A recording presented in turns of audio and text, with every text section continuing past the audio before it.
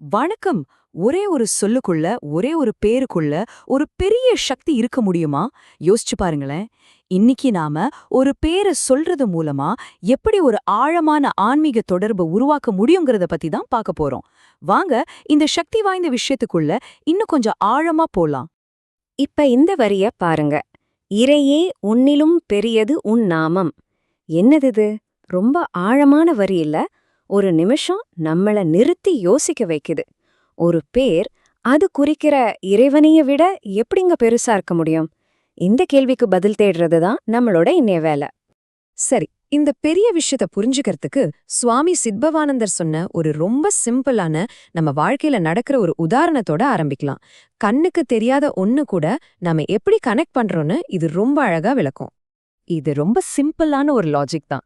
இப்ப பாருங்களேன், நமக்கு தெரிஞ்ச ஒருத்தர் வெளிநாட்டுல இருக்காரு, நம்ம கண்ணுல பார்க்க முடியல. ஆனா அவரோட பேரும் அட்ரஸும் மட்டும் நமக்கு தெரிஞ்சா போதும். ஒரு லெட்டர் போட்டா போதும், ஈஸியா அவரோட கனெக்ட் பண்ணிடலாம் இல்லையா? அந்த பேர் தான் இங்க முதல் கனெக்ஷன். இப்போதான் நம்ம முக்கியமான பாயிண்ட்டுக்கு வரோம். இந்த லெட்டர் எழுதுற அதே சிம்பிள் லாஜிக் தான் ஸ்பிரிச்சுவல் விஷயத்துக்கும் அப்ளை ஆகுது. கடவுள் நம்ம கண்ணுக்கு தெரியாம இருக்கலாம், ஆனா அவரோட பேரை சொல்றது மூலமா நாம அவர் கூட ஒரு நேரடி தொடர்பை உண்டாக்கிக்க முடியும். அதாவது இங்க அந்த பேர் தான் ஒரு பாலம் மாதிரி செயல்படுது. ஓகே, அப்போ ஒரு பேர் மூலமா கனெக்ட் பண்ணலாங்கிற ஐடியா இப்போ நமக்கு தெளிவா புரிஞ்சிருக்கும். சரி, இந்த குறிப்பிட்ட ஆன்மீக பயிற்சிக்கு ஒரு பேர் இருக்கு. அது என்னன்னு பார்க்கலாமா? இந்த பயிற்சிக்கு பேர் தான் ஜபம். ஜபம்னா என்னன்னு கேட்டீங்கன்னா, சிம்பிளா சொல்லணும்னா கடவுளோட பேரை திரும்ப திரும்ப மனசுக்குள்ளேயே சொல்லிக்கிட்டே இருக்கிறது. இது சும்மா வாயால சொல்றது மட்டும் இல்ல, இது மனசுக்குள்ள நடக்கிற ஒரு தியானம் மாதிரி ரொம்ப ஆழமான ஒரு விஷயம். சரி, ஜபம் பண்றதோட அல்டிமேட் கோல் என்ன? சும்மா கனெக்ட் பண்றத மட்டும் தானா? இல்லவே இல்ல.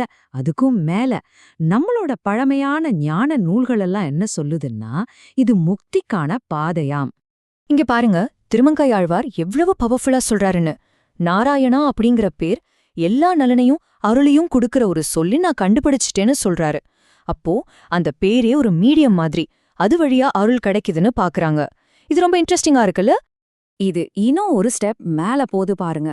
திருமந்திரத்திலிருந்து வர்ற இந்த லைன் என்ன சொல்லுதுன்னா, சிவனை சொன்னாலே போதும், சிவகதி அதாவது சிவனோட நிலை தானா கிடைக்கும்னு சொல்லுது. இது வெறும் ஒரு கனெக்ஷன் மட்டும் இல்ல, அந்த பேருக்கு சொந்தக்காரரோட தன்மையே அடையறது பத்தின விஷயம். அப்போ நாம இதுவரைக்கும் பார்த்த எல்லாத்தையும் ஒரே லைன்ல சுருக்கமா சொல்லணும்னா, அந்த சிம்பிளான லெட்டர் உதாரணத்திலிருந்து ஆழ்வார் பாசுரம், திருமந்திரம்னு எல்லாமே ஒரே விஷயத்த தான் சொல்ல வருது. நாமம், அதாவது அந்த பேருக்கு உரியவற்ற போறதுக்கான ஒரு டைரக்ட் பிரிட்ஜ் மாதிரி வேலை செய்யுது. சரி, கடைசியா நம்மள யோசிக்க வைக்கிற ஒரு கேள்வியோட இந்த பகுதியை முடிக்கலாம். சும்மா ஒரு சத்தமா கேட்கிற ஒரு சொல் கண்ணுக்கே தெரியாத ஒன்ன போய் சேரத்துக்கு ஒரு பாலமா எப்படி மாற முடியுது? அதுக்குள்ள இருக்கிற அந்த சக்தி எங்கிருந்து வருது? இத பத்தி நாம எல்லாருமே கொஞ்சம் யோசிச்சு பார்க்கலாம்.